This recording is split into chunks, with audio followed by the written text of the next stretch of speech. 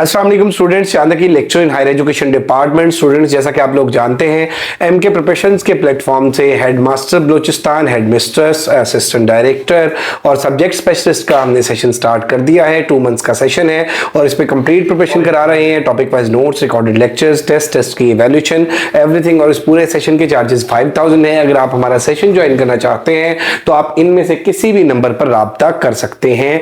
और आज हम डिस्कस करेंगे एक बहुत ही इंपॉर्टेंट टॉपिक इंग्लिश एसे का, और वो है नेशनल इंटीग्रिटी या नेशनल यूनिटी। तो डिस्कस करते हैं टॉपिक को। सबसे पहले आउटलाइन हम देख रहे हैं जी। National integration is a process. अब नेशनल इंटीग्रिटी जो है या नेशनल यूनिटी जो है वो होता क्या है, इंट्रोडक्शन आ गया इसमें। पहली जो आउटलाइन होती है वो हमेशा टॉपिक के इंट्रोडक्शन से रिलेटेड होती है। National integration is a process of achieving national cohesion, stability, prosperity, strength and feelings of being united as nation. जो नेशनल इंटीग्रेशन है ये एक ऐसा प्रोसेस है जिसमें क्या है कि प्रोसेस ऑफ अचीविंग, किस चीज को अचीव करना है, नेशनल कोहेजन को, इस्तेहकाम स्टेबिलिटी को, प्रॉस्पेरिटी खुशहाली को, स्ट्रेंथ को और फीलिंग ऑफ बीइंग यूनाइटेड। ठीक है। उसके बाद देखिए जी, the feudal consider enlightenment as a challenge to their age old oppressive hold over their serfs and have a greater stake in the status quo. उसके बाद देखिए जी, with the introduction of religious parties and exploration of religion by various governments to legitimate their rule created hell on this land of the pure। और उसके बाद आप देख रहे हैं जी कि नेक्स्ट अगर हम बात करें, Pakistan has been divided between enlightened and conservative Muslims, particularly after 9/11। Caste and tribal system prevailing in all provinces is very decisive in nature. Absence of quick and cheap justice has minimised the role of law and order to create physical asset by educating the message, proper allocating the land, credit, zakat and ushers. Change of approach is the need of our in all fields of life। अब हम मतलब हमने पहले तो ये बताया कि national integration का प्रोसेस है क्या। उसके बाद हमने डिफरेंट काजेज बताई जिनकी वजह से हमारी जो नेशन है वो यूनाइटेड नहीं है। और उसके बाद हम उसके कंक्लूजन पे आए आउटलाइंस में कि भाई किस तरह से जो है इस नेशन को यूनाइटेड किया जा सकता है।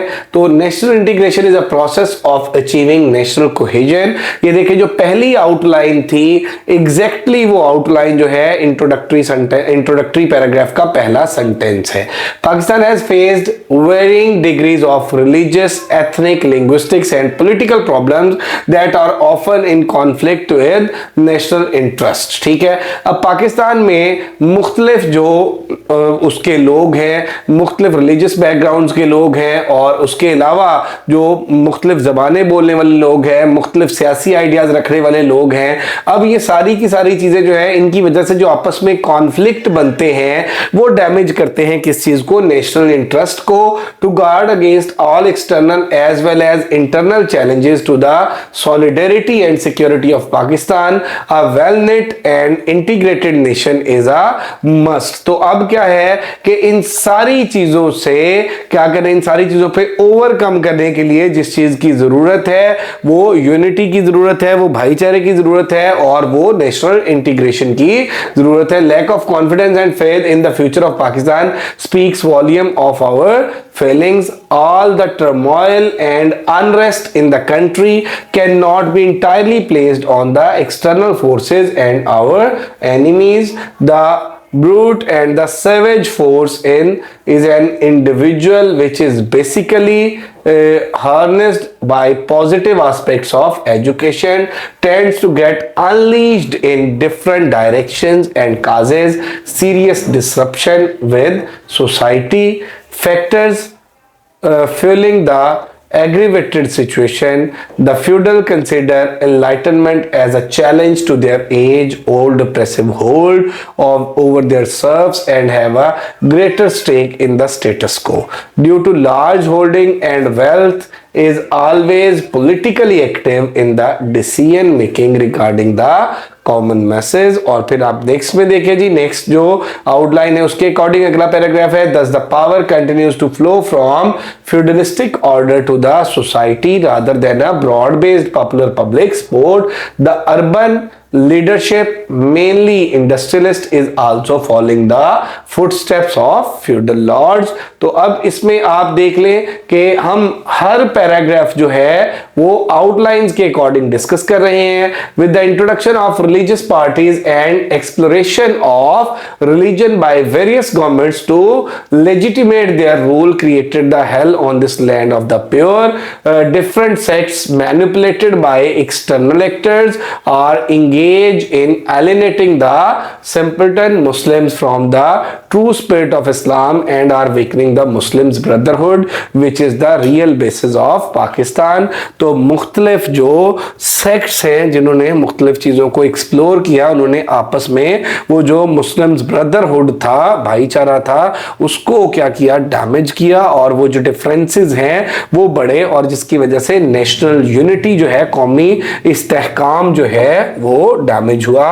Pakistan has been divided between enlightened and conservative Muslims. अब मुसलमानों की दो कैटेगरीज बन गई खासतौर पे 9/11 के बाद। हम इसकी डिटेल में नहीं जा रहे क्योंकि हम ऐसे को डिस्कस कर रहे हैं। Muslims particularly after 9/11 these opposing forces are putting all their energies to falsify the others. और अब ये जो एक कंजर्वेटिव मुस्लिम्स और एनलाइटेंड मुस्लिम्स है, 9/11 के बाद ये जो दो क्लासेस बनी, ये इनके जो डिफरेंसेस थे, अब ये दोनों जो अपोजिट वो हैं क्लासेस हैं, ये जो दोनों अपोजिट आइडियोलॉजी के लोग हैं, वो क्या करते हैं कि वो अपनी एनर्जीज को यूज करते हैं एक दूसरे को फॉल्सिफाई करने के लिए at the cost of national image and stability. और इसका खमियाजा किसको भुगतना पड़ता है? इसका खमियाजा कौमी साख्त को, स्टेबिलिटी को भुगतना पड़ता है।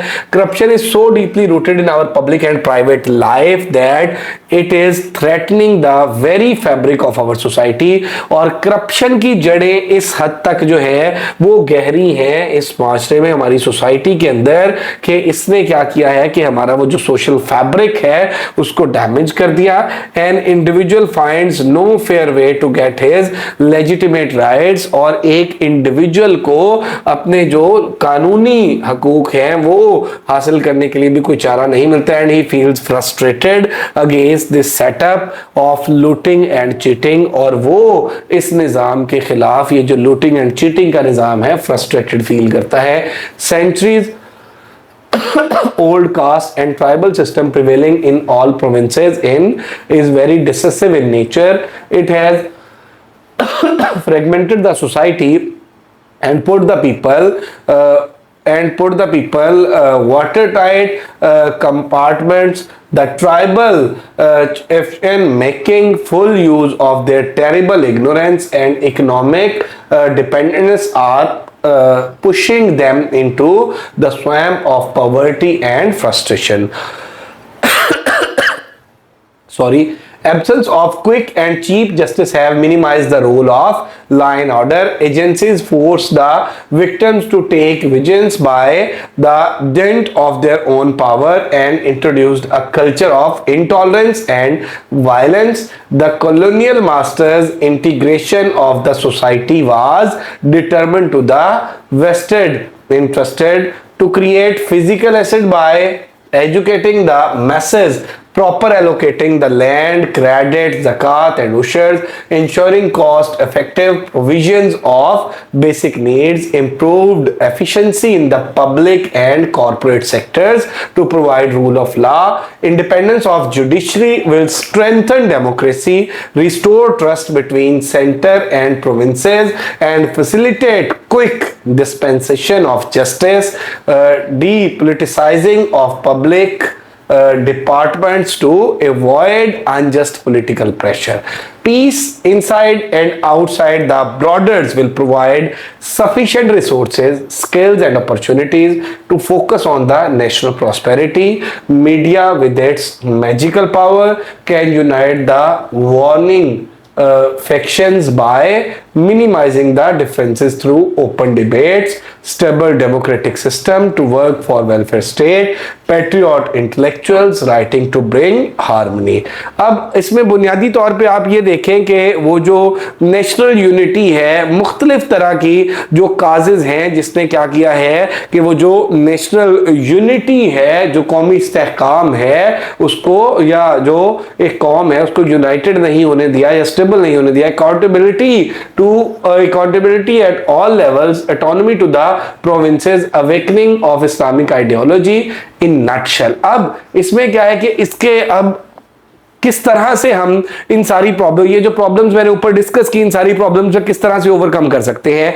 इसमें अब सबसे पहले तो क्या है कि अकाउंटेबिलिटी, एहतसाब होना चाहिए, हर लेवल पे होना चाहिए। ऑटोनॉमी टू द प्रोविंसेस, और जो प्रोविंसेस हैं उनको ऑटोनमस किया जाना चाहिए। और awakening of Islamic ideology, Islamic ideology जो है उसको लोगों के अंदर जो है इस्लामिक आइडियोलॉजी प्रमोट करनी चाहिए। In a nutshell, in simple words, in short words, sincerity of approach will emerge as the main factor कि sincere efforts are needed in this context. We need to strengthen our political system. हमने अपने political system को strengthen करना है, हमने अपने institutions को strengthen करना है, हमने जो dynamic and sustainable growth करनी है, eradicate करना है। किस चीज को? अब क्या करना है हमने? सबसे पहले accountability होनी चाहिए, फिर उसके बाद क्या है कि जो provinces है उनको autonomous करें, उसके बाद इस्लामिक आइडियोलॉजी को प्रमोट करें, उसके बाद क्या है कि सिंसियर जो एफर्ट्स है वो नीडेड है। उसके बाद हमें किस चीज की जरूरत है? स्ट्रेंथन करने की जरूरत है। किस चीज को? पॉलिटिकल सिस्टम को, इंस्टीट्यूशंस को, और डायनामिक और सस्टेनेबल ग्रोथ की जरूरत है। और इरेडिकेट किस चीज को हमने करना है?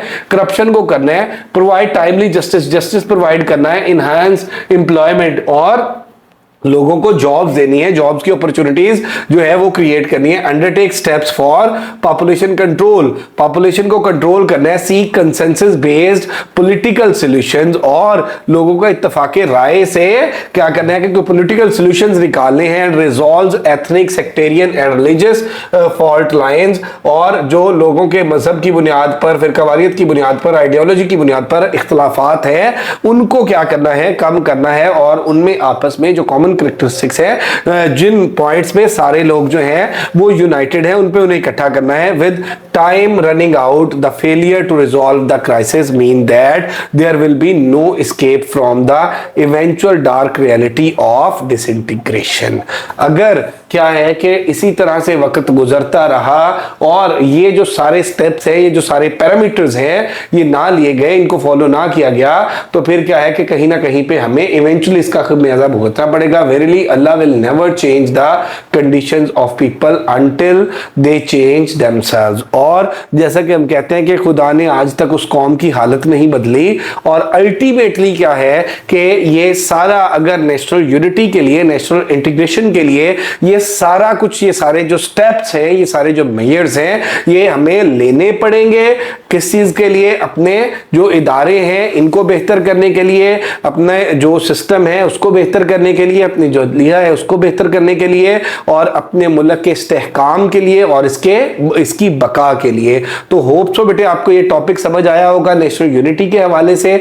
और इसमें मैं आपको बताता चलूं कि 20 मार्क्स का आपका ऐसे होता है, और 20 मार्क्स के ऐसे की लेंथ जो है वो 300 to 400 words more than sufficient है। उसमें आप अगर 5 आउटलाइंस लिखते हैं, मिनिमम 5 आउटलाइंस हैं, और मैक्सिमम आप 7 to 8 पे चले जाएं, और हर आउटलाइन के अकॉर्डिंग आप एक पैराग्राफ नेट कर देते हैं, तो आपका टॉपिक जो है वो प्रिपेयर हो जाता है। और ये कुछ एसेज थे जिनमें हमने सोशल टॉपिक्स को डिस्कस किया, हमने मीडिया को भी डिस्कस किया, इससे पहले कुछ इश्यूज जो हैं वो हमने डिस्कस किए, और अब कुछ जो है वो इंशाल्लाह अपकमिंग लेक्चर्स के अंदर कुछ लिटरेरी एसेज, कुछ कोटेशन बेस्ड एसेज, प्रोवर्ब्स की बेस पे कुछ एसेज जो पास्ट पेपर्स में पूछे गए उनको भी इंशाल्लाह डिस्कस करेंगे। अगर आप लोग हमें ज्वाइन करना चाहते हैं तो डिस्क्रिप्शन में दिए गए नंबर पे कांटेक्ट कर सकते हैं। और अगर अभी तक आप लोगों ने एमके प्रिपरेशन हमारा यूट्यूब चैनल सब्सक्राइब नहीं किया तो जरूर सब्सक्राइब कर लें, ताकि आने वाली वीडियोस आप तक पहुंचती रहे, आने वाली जॉब्स के हवाले से इंफॉर्मेशन आप तक पहुंचती रहे। Thank you very much, stay blessed, Allah Hafiz.